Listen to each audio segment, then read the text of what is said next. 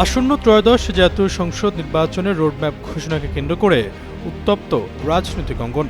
আগামী বছরের ফেব্রুয়ারিতে নির্বাচন আয়োজনে, সংসদীয় আসনের সীমানা নির্ধারণ, ভোটার তালিকা চূড়ান্তিকরণ, রাজনৈতিক দল নিবন্ধন এবং দেশীয় পর্যবেক্ষক সংস্থার নিবন্ধন সহ নির্বাচনের সঙ্গে সংশ্লিষ্ট গুরুত্বপূর্ণ কাজের সময়সূচি নির্ধারণ করা হয়েছে।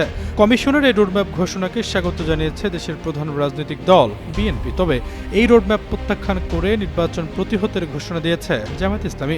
অন্যদিকে জাতীয় নির্বাচনের আগে গণপরিষদের দাবিতে কঠোর কর্মসূচি ঘোষণা করেছে জাতীয় নাগরিক পার্টি। নির্বাচনের রোডম্যাপ ঘোষণার পর এক সংবাদ সম্মেলনে এনসিপির পক্ষ থেকে দাবি করা হয়, দলের সর্বোচ্চ পর্যায়ের নেতাদের সিদ্ধান্তক্রমে ১৯ আগস্ট থেকে ১ সেপ্টেম্বর পর্যন্ত গণপরিষদ নির্বাচন, নতুন সংবিধান, বিচার সংস্কারের দাবিতে ৯ বিভাগের ২৭ উপজেলায় উঠান বৈঠক ও সাংগঠনিক সভার আয়োজন করা হবে। এই কর্মসূচির লক্ষ্য নতুন গণপরিষদ নির্বাচন ও নতুন সংবিধানের দাবিকে দেশের আপামর জনসাধারণের মাঝে পৌঁছে দেওয়া। জুলাইয়ের আকাঙ্ক্ষা বাস্তবে রূপদানের মাধ্যম হিসেবে গণপরিষদের দাবিতে সারা দেশে আন্দোলন গড়ে তোলার পূর্ব প্রস্তুতি সম্পন্ন করা।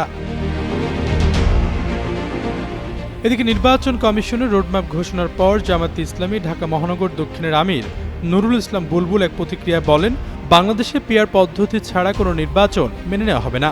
আবারও পুরনো কায়দায় বিশেষ একটি রাজনৈতিক দলকে ক্ষমতায় বসানোর ষড়যন্ত্র বাস্তবায়ন হতে দেওয়া হবে না।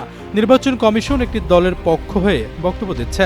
বিএনপিকে ইঙ্গিত করে জামায়াত নেতা বলেন, নিজেদের সবচেয়ে বড় রাজনৈতিক শক্তি দাবি করলেও অথচ তারা দেশের মানুষের মতামতকে গ্রহণ করছে না। নির্বাচনে দলচল থাকলেও রোডম্যাপকে স্বাগত জানিয়ে বিএনপি মহাসচিব দাবি করেন, দেশের সমস্যার সমাধানে নির্বাচন ছাড়া কোনো উপায় নেই। যারা নির্বাচন বয়কট কিংবা বাধা দেওয়ার চেষ্টা করবে তারা নিশ্চিহ্ন হয়ে যাবে। যারা নির্বাচনে বাধা দেওয়া কিংবা বর্জনের সিদ্ধান্ত নিচ্ছেন তাদের উদ্দেশ্যে বিএনপি মহাসচিব বলেন, যারা হঠকারী সিদ্ধান্ত নেবে তারা নিজেরাই ক্ষতিগ্রস্ত হবে। তিনি আশা প্রকাশ করে বলেন, এবারে নির্বাচন হবে অবাধ ও সুষ্ঠু। গণতান্ত্রিক দল হিসেবে বিএনপি অন্তর্বর্তীকালীন সরকারকে আগেও সহযোগিতা করেছে, সামনেও সব ধরনের সহায়তা করবে বলেও আশ্বস্ত করেন তিনি। আশরাফুল ইসলাম, যুগান্ত নিউজ।